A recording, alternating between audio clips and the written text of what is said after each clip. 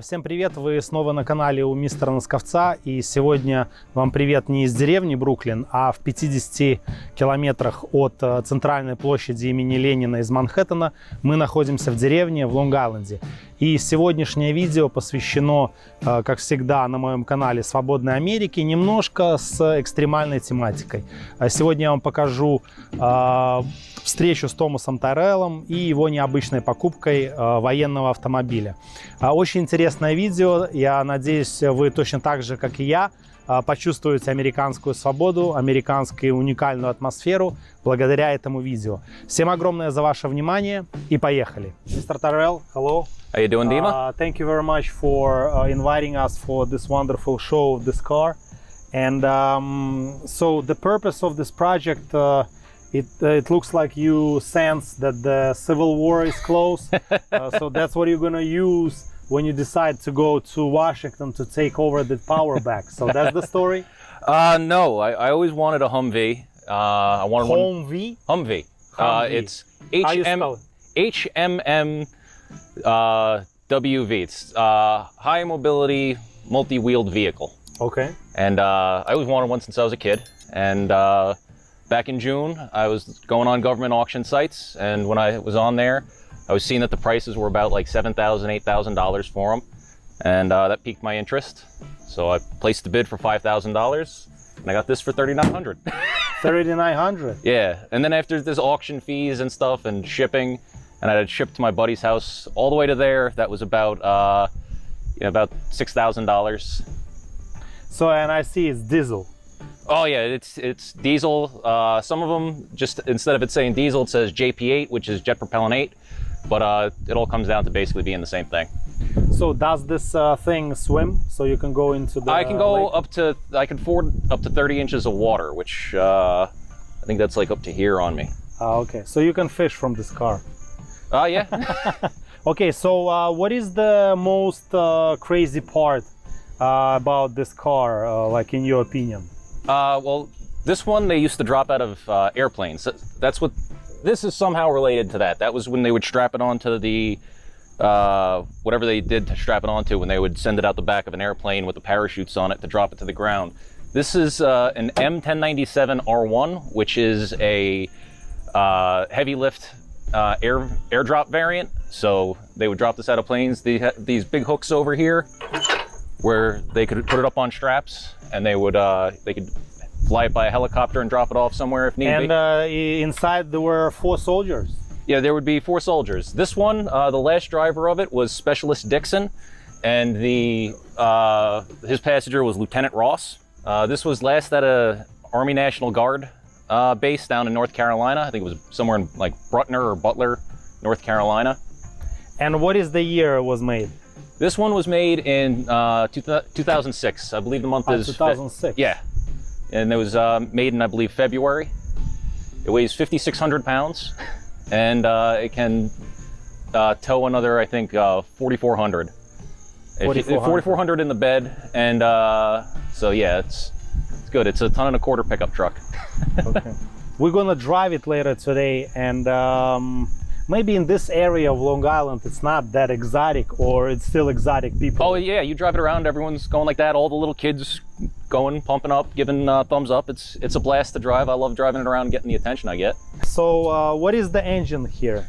The engine is a 6.5 liter diesel. Do you want me to open up the hood for you? Yeah, 6.5. 6.5 liter naturally aspirated diesel. Wow. It's a Detroit diesel hooked up to a 3-speed non-overdrive transmission. 6.5 and 3-speed. Yeah, it has so it's old school. Yeah, it's like driving a truck from the 60s. From the 60s? That's what it feels like. That's all fiberglass. Me and my dad did some fiberglass work on that to, clean up some cracks. Like there was a crack here and a few other spots on the bumper where it got dinged up. It's an awesome truck. I love playing with it. Yeah, it looks like simple, but it's military technology. It's all simple. There's no computers in this. Detroit diesel, what does it mean? There's different kinds of diesels like the manufacturers, but this one is specifically a Detroit diesel. I'm not a diesel expert. I'm just an idiot who bought a Detroit diesel. But like I had people saying, oh, is that I got a Detroit diesel in it? And I was like, I don't know. I just got it. And then I did the research And everything says that it's a 6.5 Detroit diesel. There is no steer, soft steer option, right? So it's like very rough. It's easy to turn. No, it's easy to turn. It has power steering and all that. Power steering is there. Yeah, it has power steering. It has a lot of nice stuff. It just doesn't have overdrive. It doesn't have a park gear. So that's why... and it's also automatic gear. It's not mechanical. Right. It's 3-speed automatic, no overdrive. So it's top speeds. Like driving it, for me, I go about, top speed 50. But I mean, I probably could do 60 miles an hour, but it's not as happy. But inside there's a lot of wires. I got to do some work tracing them to see where they go to, because I don't want to just cut them and get shorts in there. But there's a bunch that go to antennas that were up in the rear and stuff like that. It's messy now. I didn't really clean it out, but she was never going to be a beauty queen. Did you pass the inspection from the first take? Well, it's Montana. I had to do all the road legalization stuff myself, like make sure that it had dual brightness taillights. So if I have the headlights, the lights on in the car and I hit the brakes, it lightens up a little more. Because initially, some of them, when you would get them, they just had single brightness. So if you hit the brakes and the lights were on, they wouldn't change. So that was one thing they had to make sure was on there. Directionals, one of my directionals is out, but so right now I'm doing hand signals for right turns. It works in the front, but in the back, I don't get a blinker. I'm working on tracing out that problem. I'm not getting power back there, so I'm probably gonna have to run a wire or fix something else. Do you need to register this car with the military people? Well, to take the car, or to take the truck, what I had to do was, at the auction, I had to submit my license and a bunch of information. They do a background check on me to make sure that I'm not a terrorist. So I could have theoretically won this truck and they wouldn't have turned it over to me, and they would have just kept my money. Because if I didn't meet their criteria for being able to take the government surplus, I'd just be shit out of luck. But like this, when they sent it to me, I didn't get a title or anything with it. I just got a standard Form 97, which is, you can use that to obtain a title. So I went through a service called Dirt Legal, and they helped me out with everything to get this registered and on the road. So why there is so many different things on the wheel? It's a 2-piece wheel. So if I took out these lug nuts on top, I'd be able to split the rim, and this is what holds it to the hub. So it has 8 bolts in the middle and then a dozen around the outside. It's manufactured by AM General. There's all sorts of little things here, like just regarding with how much you can put on there, like a 4,200 pound trailer and such, or which things were slings and which ones were for tie downs. It doesn't have a fancy bed like pickup trucks do now. You gotta just unhook it and then hook it back up yourself. Those things, they open? No, that's if you go under there, that's so the wheel can travel. Ah, so it's just yeah, this has a lot of wheel travel. Right, you ready? Yeah. Wow. Starts right up. I'll close that door for you. This handle's a little messed up.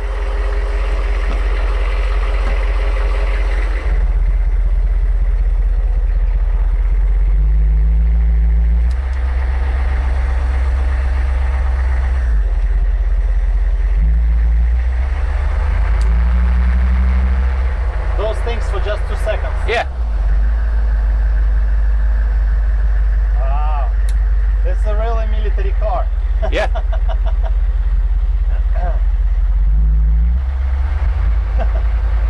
Listen, I think this car in the neighborhood add to the safety feeling of the people. They see military people, it means they think, oh, people are working. Everything is fine. Somebody is thinking about our security. I've had a few neighbors come up to me and tell me that it's an awesome truck. Like, look at the faces on those kids.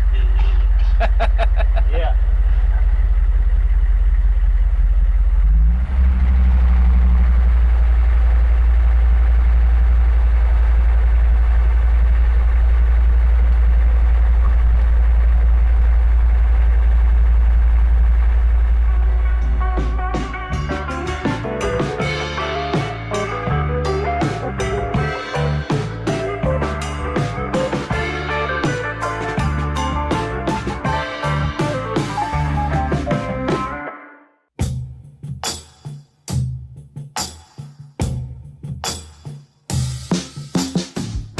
you said the tank, how big is the tank? 25 gallons of diesel. So it's not that much. Is diesel the same price as gasoline in the United States? It's like the cost of premium gas, so okay. it doesn't make a difference with me and my other cars. In Russian-speaking world, I don't know why diesel is always way cheaper. Diesel's more expensive than gas. So how many horsepower? This has, I think, like 180 or 190 horsepower and a bunch of torque. But okay, so it's low. Well, it's low, but there's a gear reduction in the wheels. Like if we put this up on jack stands and had all four wheels on the ground, when you turn the tires forward, the drive shafts under there are spinning backwards. So because in the wheels there's a portal axle or a portal hub where there's gears in there. So like my brakes are inside my car, they're not in the hub, they're not down here. They're in the axle. So when you hit the brakes, that's all in the middle, and the hubs are down here, and that's what puts power to the wheel. So you physically have to go to Montana to register it? No, it was all with the company that I used called Dirt Legal. Third party. Yeah, Dirt Legal. They were great. They did all the work. I should get my title on it next week, but they sent me the plates. I got those about 2 weeks ago. I had temporary plates on it within 2 weeks of getting the truck delivered, but that was on me. I mean, I could have had temporary plates on it like 2 to 3 days afterwards if I paid a premium. In my country, military, the government, I think if the war starts, they kind of still gonna use it for their purpose. So is there requirements like that here, or it's... No, this is mine. They didn't want it anymore. Okay. They got fancier trucks to use. This isn't armored. They don't need soft doors like this. And you got it for $3,900 on the auction. And, it was the engine and the transmission was recently replaced. The engine, transmission, and the transfer cases all look pretty new. The engine, it didn't even run long enough to, make it look like it ran on the headers on the truck. So I mean, it's basically a new drivetrain in the vehicle, and it runs great. Is if you look in there, you see that it's disconnected from the muffler. I got to take it to a shop and get that rewelded. The tailpipe just popped off the muffler. That was probably when they loaded it up on the truck with a forklift. Because when I ordered this, it didn't start. So the shipping company I used, they had the Army come over with a forklift, lift it up and put it on the trailer. And I got a call from them telling me that I needed a forklift to get it off their trailer. And I said, no, I'll get batteries. I'll get it out of there. 2 new batteries in it, started right up, drove it off the truck. It has a serial number, not a VIN, 602702. Can I take a sit? Yeah, you can sit there. The seat's all the way back. You gotta turn this when you close it. Вообще Америка очень необычное место.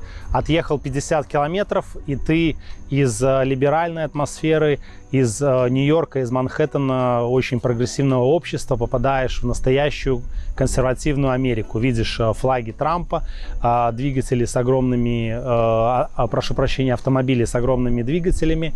И когда ты это все видишь, ты вспоминаешь только одно слово – «Liberty».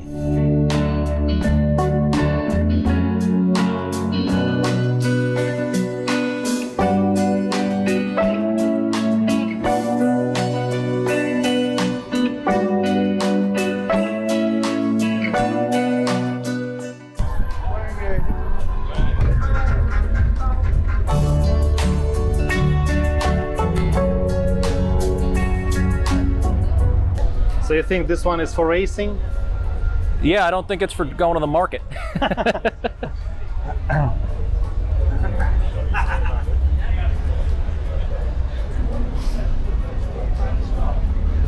He's saying why the window is so clean. Why? Because they take care of their cars because they baby them. Baby.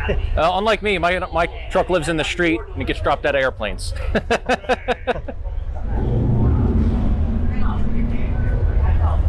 What car is that? This is pretty popular here. I don't know if this is a Monte Carlo. Monte Carlo. Let's see. It'll say it on the back usually. No, it's all shaved off, but I think that's Monte. What's SS? What? It means SS. Super Sport. Super Sport? Yeah. What movie reminds you of this car? What movie? Yeah. In my mind, I'd have to say Animal House, just because it's a station wagon that they chop up and, you know, made look cool. Why? What does it make you remind of? I don't know, like movies about Vietnam. Oh, You got maybe the most reliable guy. I probably do have the most reliable motor. Probably starts the quickest too.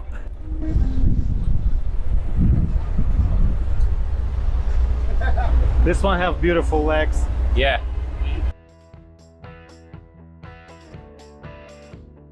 Do you recognize this one? I want to say Corvette, but like Corvette? first generation Corvette. And they got a smaller set of flags over there.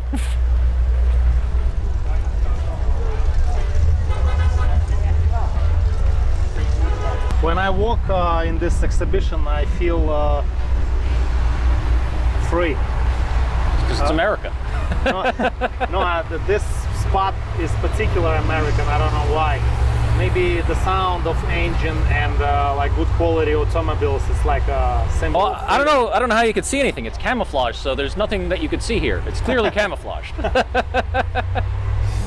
So, all your life you live here and you know this exhibition every Friday? Yeah, it's every Friday, I think, between March and October. I know, I mean, it exists forever. It has been here for as long as I can remember. My brother used to come here probably 15 years ago, and he'd bring his Mustangs, and he'd park all the way down in that corner. He'd get off work, go home, wash his car, and park it way down there. He'd be the first car in there, backed up, waiting for everyone to come in, and he'd have his whole Mustang club around him. What is this? This is the air filter. It's a giant canister that is a pain in the butt to take out, but it takes up that whole thing. It's just a big canister. The air intake is here, so if the water gets up to that point, you're not going to be having a good time. I could get the deep water fording kit, which brings that up to over the roof, and then I could, you know, drive it underwater holding this snorkel in my mouth or a scuba tank. Wow. So you were a mechanic, amateur mechanic all your life, or just because of this vehicle? I used to just change my oil, and I'd have my buddy help me doing my brakes or something like that, but you know, I got this and now I'm stuck with it. Okay, thank you very much for the invitation. Good luck to your car, and long live America. No problem, come again sometime, hang out with us.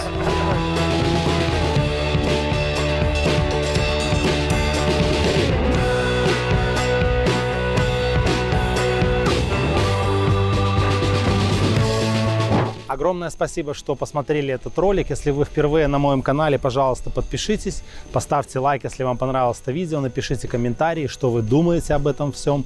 И огромное спасибо за ваше внимание. Обратите внимание на конкурс, он был объявлен в середине ролика. И огромное всем привет. Обещаю продолжать после долгой паузы снимать интересное видео на тему Америки, на тему киберпреступности, на тему политики и на тему свободы. Еще раз всем привет из Нью-Йорка. Всего хорошего.